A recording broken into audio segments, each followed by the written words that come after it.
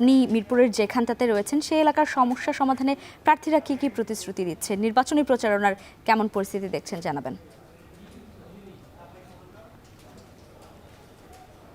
ধন্যবাদ। আপনি যেমনটি বলছিলেন যে রাজধানীর মিরপুর, আমি এখন যেখানে আছি এটি মিরপুর 10 বেনারসি পল্লী বলে, এটি মূলত ঢাকা 16 আসনের অন্তর্ভুক্ত এবং এখানে আমরা দেখছি ইতিমধ্যেই সকাল থেকেই নির্বাচনী প্রচারণার কাজে শুরু হয়ে গেছে। আমরা এখন যেখানে আছি এখানে বিএনপি মনোনীত যিনি প্রার্থী রয়েছে তার প্রচারণার যে কার্যক্রম সেটি শুরু হবে এবং এর আগেও দেখছি অন্যান্য প্রার্থীরা সাধারণত বাদ ফজর থেকেই এই নির্বাচনী প্রচারণায় নেমে যাচ্ছে এবং এখানে যে স্থানীয় সমস্যা রয়েছে আপনি যেটি জানতে চাচ্ছিলেন যে মিরপুরে বিশেষ করে জলাবদ্ধতা একটি বড় ধরনের সমস্যা।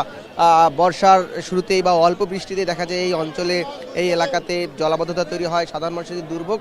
এই জলাবদ্ধতা কেন্দ্রিক এখানকার মানুষ তাদের যে নির্বাচনের প্রতিশ্রুতি সেগুলো দিচ্ছেন এবং সেগুলো সমস্যা সমাধানের কথা বলছেন এবং লোকাল যে সমস্যাগুলো স্থানীয় যে সমস্যাগুলো রয়েছে বিশেষ করে এখানে চাঁদাবাজি বা এই দখলদারিত্বর যে বিষয়গুলো রয়েছে সেগুলোর বিরুদ্ধে নিজেদের প্রতিশ্রুতি দিচ্ছেন এবং দুর্নীতিমুক্ত একটা মিরপুর 16 গঠনের যে প্রতিশ্রুতি সেগুলো প্রার্থীরা দিচ্ছেন এবং আমরা দেখছি যে এখানে যেটি বলছিলাম যে এটি যেহেতু আমরা এখন যেখানে আছি বেনারসি পল্লী, বিএনপি মনোনীত প্রার্থীর নির্বাচনী প্রচারণা তারা এখানে শুরু করবেন এবং এখানের এই 16 এলাকার বিভিন্ন বিএনপি এবং অঙ্গ সংগঠনের নেতাকর্মীরা তারা এখানে জড়ো হচ্ছেন, নানান ধরনের স্লোগান দিচ্ছেন এবং সেটি আপনি দেখতে পাচ্ছিলেন।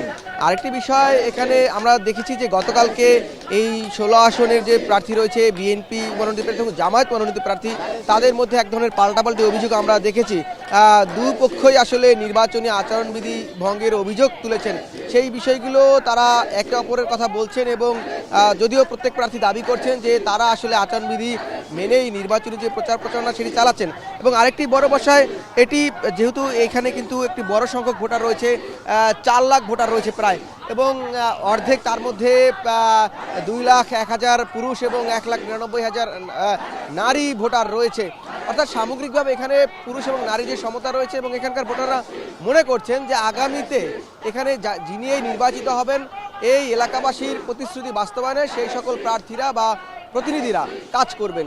এই ছিল এখন পর্যন্ত ঢাকা 16 থেকে এই নির্বাচনী প্রচারণার সব শেষ। লাইবা। রাজধানীর মিরপুর থেকে নির্বাচনী প্রচারণার খবর জানাচ্ছিলেন সহকর্মী জাওয়াদ মাহমুদ।